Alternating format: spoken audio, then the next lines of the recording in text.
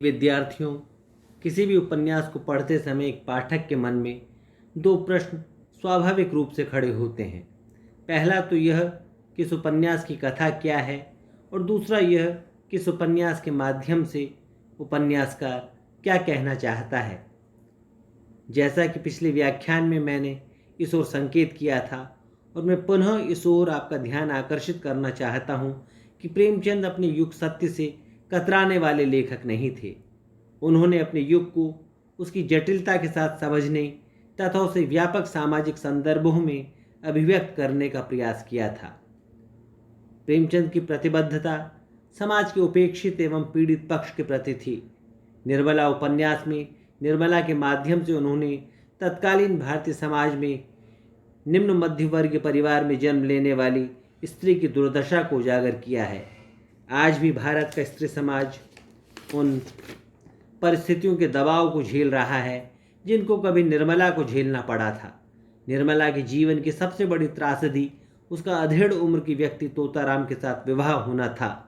निर्मला की त्रासदी के लिए समाज की सड़ी गली मान्यताएं, कुप्रथाएं और रूढ़ियां जिम्मेदार थी।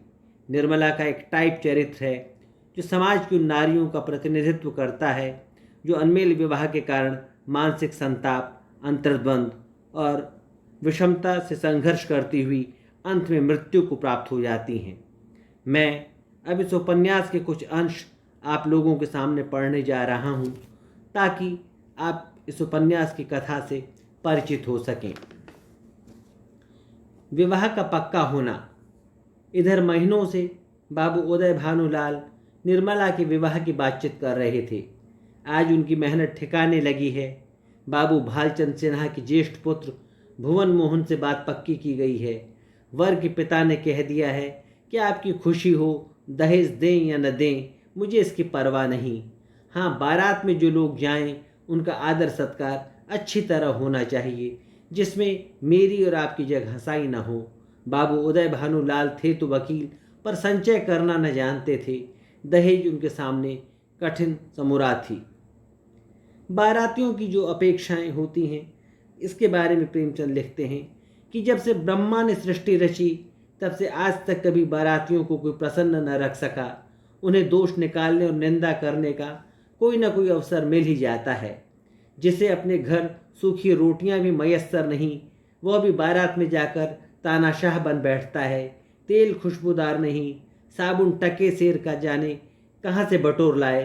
कहार बात नहीं सुनते, लालटेन धुआं देती है।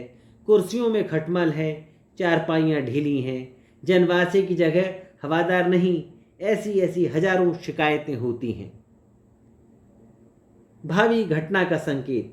पर यह कौन जानता था कि यह सारी लीला विधि के हाथों रची जा रही है। जीवन रंगशाला का वह निर्दय सूत्रधार किसी अगम्य गुप्त स्थान पर बैठा हुआ अपनी जटिल क्रूर क्रीड़ा दिखा रहा है। यह कौन जानता था कि नकल असल होने जा रही है, अभिनय सत्य का रूप ग्रहण करने वाला है। आगे प्रेमचंद लिखते हैं, संध्या का समय था। बाबू भालचंद्र दीवान खाने के सामने आराम कुर्सी पर नंग धड़ंग लेटे हुए हुक्का पी रहे थे। बहुत स्थूल ऊंचे कद के आदमी थे। ऐसा मालूम होता था कि काला देव है। सिर से पैर तक एक ही रंग था। काला चेहरा इतना स्याह था कि मालूम न होता था कि माथे का अंत कहाँ है और सिर का आरंभ कहाँ। बस कोयले की एक सजीव मूर्ति थे। आपको गर्मी बहुत सताती थी। दो आदमी खड़े पंखा झल रहे थे, उस पर भी पसीने का तार बंधा हुआ था। आप कार्य में एक ऊंचे ओहदे पर थे। 600 रुपये वेतन मिलता था। ठेकेदारों से खूब रिश्वत लेते। ठेकेदार शराब के नाम पानी बेचें, 24 घंटे दुकान खुली रखें, आपको खुश रखना काफ़ी था। सारा कानून आपकी खुशी थी। लड़की माता पिता के लिए किस प्रकार से एक बोझ बन जाती है, इसका वर्णन करते हुए प्रेमचंद लिखते हैं कि लेकिन विवाह तो करना ही था, और हो सके तो इसी साल, नहीं तो दूसरे साल। फिर नए सिरे से तैयारियां करनी पड़ेंगी। अब अच्छे घर की जरूरत नहीं थी, अच्छे वर की जरूरत नहीं थी। अभागिन को अच्छा घर वर कहाँ मिलता। अब किसी भांति सिर का बोझा उतारना था, किसी भांति लड़की को पार लगाना था, उसे कुएं में झोंकना था। वो रूपवती है, गुणशील है, चतुर है, कुलीन है तो हुआ करे, दहेज हूँ तो सारे दोष गुण हैं, प्राणों का कोई मूल्य नहीं, केवल दहेज का मूल्य है। कितनी विषम भाग्य लीला है।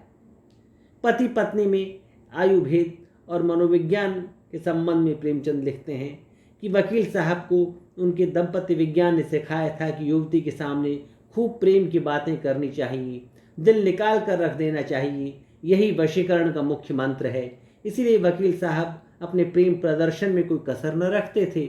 लेकिन निर्मला को इन बातों से घृणा होती थी, वही बात जिन्हें किसी युवक के मुख से सुनकर उसका हृदय प्रेम से उन्मत्त हो जाता। वकील साहब के मुंह से निकलकर ये बातें उसको आघात करती थीं। उनमें रस न था, उल्लास न था, उन्माद न था, केवल बनावट थी, धोखा था और था शुष्क एवं नीरस शब्दाडंबर। युवा देखने के लिए तोताराम किस तरह का कृत्रिम व्यवहार करते थे, इसकी बानगी देखिए। उस दिन से वे रोज अपने जमा मर्दी का कोई न कोई प्रसंग अवश्य छेड़ देते। निर्मला को संदेह होने लगा कि कहीं इन्हें उन्माद का रोग तो नहीं हो रहा। जो आदमी मूंग की दाल और मोटे आटे के 2 फुलके खाकर भी नमक सिनेमानी का मोहताज हो, उसके छैलपन पर उन्माद का संदेह हो तो आश्चर्य ही क्या। निर्मला पर इस पागलपन का और तो क्या रंग जमता। हाँ, उसे उन पर दया आने लगी। क्रोध और घृणा का भाव जाता रहा। क्रोध और घृणा उस पर होती है जो अपने होश में हो। पागल आदमी तो दया का ही पात्र है। निर्मला की स्थिति। निर्मला ने ये बात प्रशंसा पाने के लोभ से कही थी। वो ये दिखाना चाहती थी कि मैं तुम्हारे लड़कों को कितना चाहती हूँ। यह कोई बनावटी प्रेम न था। उसे लड़कों से सचमुच स्नेह था। उसके चरित्र में अभी तक बाल भाव ही प्रधान था। उसमें वही उत्सुकता, वही चंचलता, वही विनोद प्रियता विद्यमान थी और बालकों के साथ उसकी ये बाल प्रवृत्तियाँ प्रस्फुटित होती थीं।